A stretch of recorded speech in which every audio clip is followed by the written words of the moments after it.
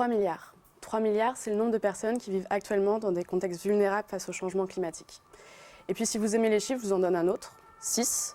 Il faudrait multiplier par 6 les flux financiers pour limiter le réchauffement climatique à 1,5 degré. Moi, c'est Perrine, je suis directrice du pôle climat chez Inuc. Et maintenant qu'on a planté le décor, je vais vous expliquer comment on apporte notre pierre à l'édifice.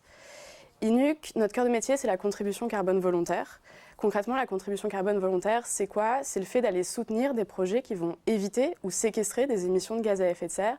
Et l'organisme, le citoyen, l'organisation qui va aller financer ce genre de projet va recevoir en contrepartie ce qu'on appelle des crédits carbone qui correspondent aux tonnes de CO2 évitées par le projet. Du coup, la contribution carbone va rentrer dans ces fameux flux financiers dont on a tant besoin. Malheureusement, aujourd'hui, le monde de la contribution carbone subit quelques dérives. Il y a eu des rapports assez accablants qui sont sortis il y a pas très longtemps. Et face à toutes ces dérives, Inuc a été créé en 2017 par Thaïs. Et à l'origine, l'offre, c'était d'avoir une contribution carbone vraiment traçable, rigoureuse et locale. À la base, c'était un projet de R&D et donc en début 2020, on a commencé à avoir nos premiers clients. Derrière chaque crédit carbone vendu, on s'attache à avoir une relation de long terme avec nos partenaires producteurs d'énergie renouvelable. On s'attache aussi à leur donner une juste rémunération, c'est-à-dire qu'on fait payer les coûts de certification de nos crédits carbone à nos clients et pas aux porteurs de projets, ce qui est assez unique en son genre. Et puis, nous, nos projets, on travaille qu'avec des projets d'énergie renouvelable parce qu'aujourd'hui, c'est le cœur du problème. 80% de l'énergie qu'on consomme aujourd'hui vient des énergies fossiles.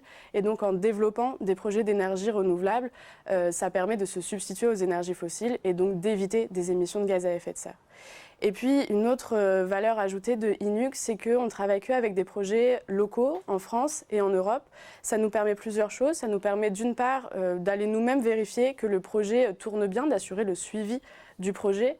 Et puis, finalement, c'est bien nos économies à nous, nos modes de vie qui sont au cœur du problème. Et donc, finalement, il faut décarboner devant sa porte. Et donc, c'est pour ça qu'on va aller soutenir des projets qui sont qu'en France et en Europe et pas à l'autre bout du monde.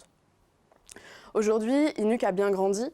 On est une petite dizaine. Il faut dire qu'on est plus de 50% de femmes dans l'entreprise qui sont présentes à la direction, dans l'équipe climat, mais aussi dans l'équipe tech. Et donc, c'est assez rare pour être souligné. Aujourd'hui, on s'est un peu diversifié. On a gardé, bien sûr, notre cœur de métier, la contribution carbone, mais on accompagne maintenant nos clients sur tout le processus, donc la mesure des émissions carbone via des bilans carbone. On les accompagne sur les stratégies de réduction également, parce que c'est bien là le cœur du problème. Il ne faut pas juste aller financer des projets décarbonants, il faut bien réduire nos émissions carbone. Et puis tout ça, on le fait avec des entreprises de tout secteur confondu et de toute taille confondue. Et j'ai commencé par des chiffres, je vais vous finir aussi par des chiffres.